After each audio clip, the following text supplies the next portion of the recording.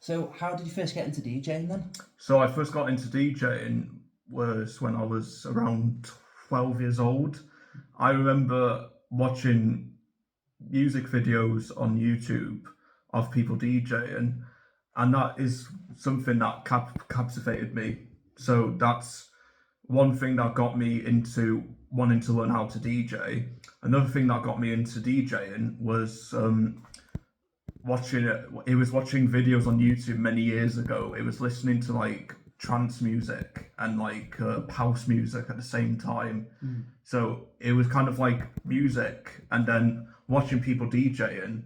That's what got me into wanting to start doing something like that by myself. And I think that's what really truly motivated me to think that maybe if I can do this sort of thing, then that's going to create some sort of like legacy, but not just a legacy for myself, but a legacy where I feel like I've DJ'd and given people a positive time, because that's what I believe when it comes to DJing. Yeah, absolutely. Yeah, I'm the same. Like, it's just, I always think when I'm DJing, it's the main aim is to make people happy. Like, if people are dancing to the music that you're playing, it's a great feeling. Yeah. So obviously you just mentioned trance and house music. So who's like your biggest trance influences, and then who your biggest house trance influences? I'd say definitely Tiesto, because he was one who did trance when in like the early 2000s. That's what he was mainly focused on producing and stuff before he went to doing like EDM music. And then another one I'm inspired by is Sash. So like he's a German trance DJ.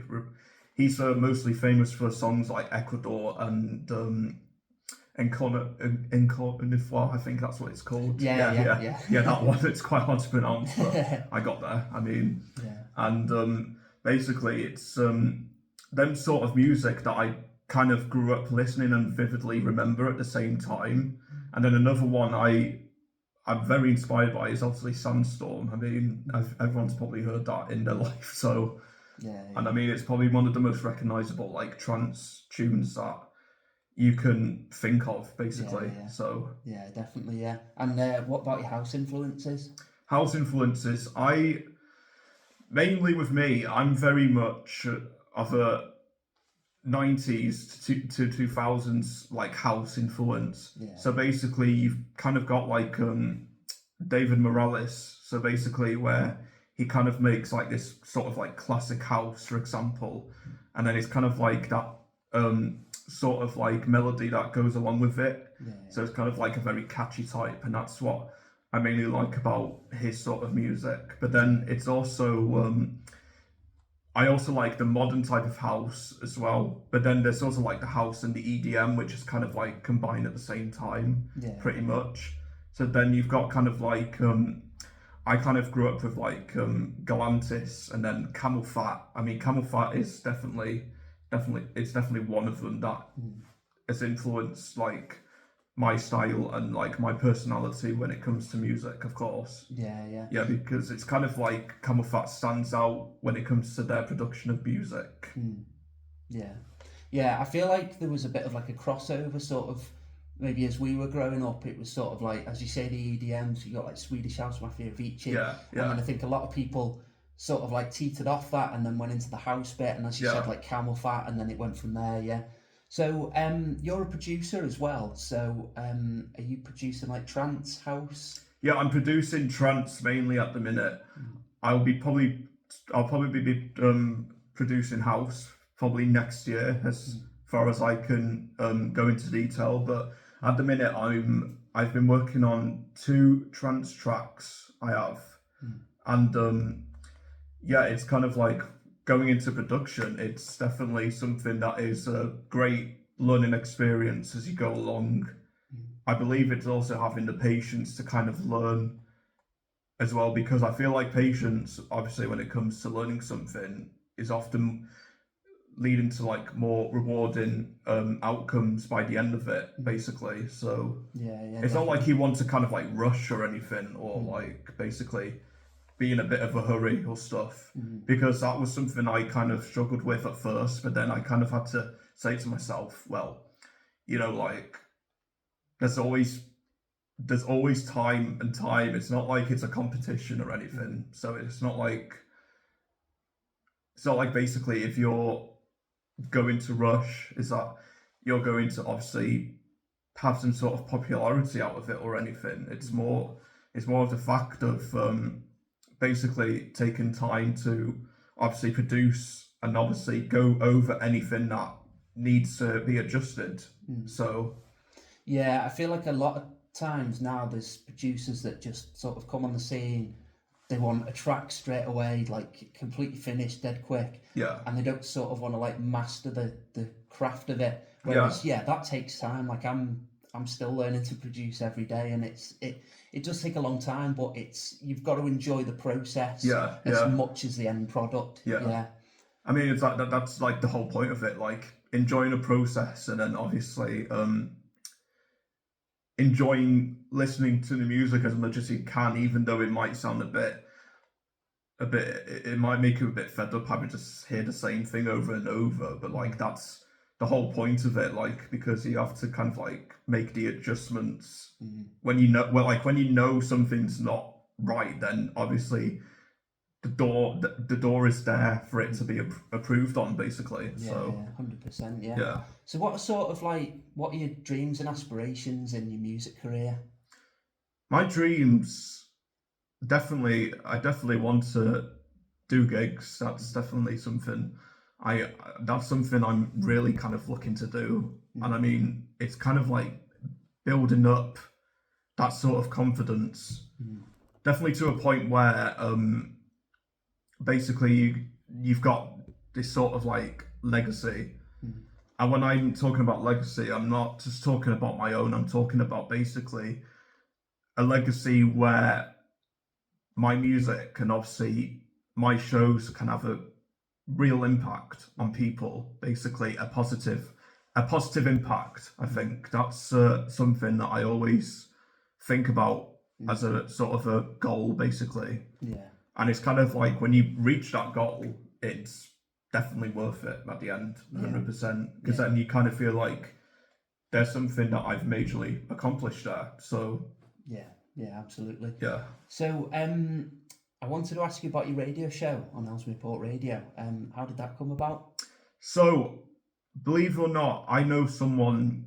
I've known someone, a school friend who is a film. He does like films. He like directs films and stuff, basically, and he knows someone who basically runs a radio, and that's how I got to know him. So it's basically like people that you know kind of situation, basically. But like I got in contact with him and I said to him, is there any potential opportunity to do like a radio show with you? And he was like, definitely. And once I got there, because you have to kind of like go through the process of like knowing what your show's going to be about and stuff, I was able to kind of like do something that was kind of like my amateur kind. So basically it kind of started off as I called it the Wadey show. That's what it was initially called. And it was kind of like playing music that is kind of new, but then it may not be new either. It can be like 90s, 2000s, 2010s, but it's more like music that's not like mainstream. It's more kind of like music that it's not mainstream, but obviously it might sound popular because people can obviously listen to it as well. Yeah, tunes you think that people should hear. Yeah, you might not have heard. And they'll be like, "Oh, that's a good tune." Like, I still think radio is such like an important tool to get like listen to new music. Yeah, like there's so many tunes that like from years ago that I haven't heard, but then heard them on the radio, and I'm like, wow, how have I never heard that? So it's a good way. It's like, believe it or not, like sometimes because with me, I can't sleep without noise. I often used to sleep with the radio on, not too loud, because my parents would probably wake up from it, and then they probably just like that. But Yeah, like I used to have like a radio on my phone, and then like when I heard a song that I'm thinking, oh, I like that song, even if it was like at 3 o'clock in the morning, I just wake up and look up what's on the song, and I'd be like, okay, I'm gonna have to snapshot that, so then I'll listen to it again probably later on in the day, basically. Life as a DJ and a musician, I had the same. I'd put my headphones in, and then I'd be drifting off to sleep, and then suddenly I need to find out this tune. But like, it was so much harder for me like years ago because there was no Shazam. So it was either you had to wait till the song had finished and hope that the DJ had mentioned the name, or you'd have to like try and go back on the website, find the show, and then like go through all the songs and like process of elimination, basically. Definitely. Or you'd have to go on like the lyric. Well, if the song had lyrics, then you have to use that lyric finder website half the time, because a lot of it was like very unrecognizable. I just have to kind of like type in like that. Yeah, but then like the most generic lyrics. Yeah, could be like any song. But then sometimes nothing would just come up, and you'd be like, oh well, that's definitely a bummer there. That means you can't find the song. So, but now we've got like Shazam and stuff. So So how long have you done your radio show for? So I've done it now since May of this year. So soon it'll be probably it'd definitely be a year since I've done the show. And is that like a weekly or a monthly show, or? It's more of like a voluntary, but it's kind of like a show where it's kind of goes on like every few months, but then sometimes it can go on the hiatus because it's not like fully like it's not like a fully funded sort of radio. It's kind of just like voluntary. Basically, it's definitely based on in part with like I think it's like with a local like group where it's like a social media page for like E.Port in particular. I think that's what they work in part with. And that's like what they decided to do, like, was to put on a radio so that like anyone in E.Port who definitely wanted to do like music or DJing, because the radio itself, it's definitely like more open than to what is really like, say now with my DJing, because you've got people who do like 80s music, or basically they do like hip hop or rap or all sorts of stuff. So it's kind of like a very open sort of door where you can really just do anything that you think that is gonna be a great influence, especially on the like new generation, of course. So is there quite a little bit of prep to do before a show, or is it sort of like on the fly as you're on air? It's kind of like on the fly when I'm on air, basically. It's the prep kind of takes place at home because I'm always listening to music. I'm always finding music. I don't think I can really go an hour without listening to music as far as anyone's really concerned. So I'm kind of like that sort of person who takes preparation first when it comes to obviously knowing that you're going to be doing like a set like on a radio or stuff, or definitely a gig. Definitely. Yeah, you want to sort of keep it sort of relevant as well, like sort of maybe avoid playing the same sort of tunes, and you know, as we mentioned before, sort of letting people hear songs that they've maybe not heard before. Just sort of keeping it up like that. So my final question is there any plans for 2026 production wise? 2026 definitely will be hopefully getting a gig. That's definitely one thing I want to achieve, and then definitely something that I think it will be achievable because I'm definitely working on it, and I feel like every day I get better and better at it.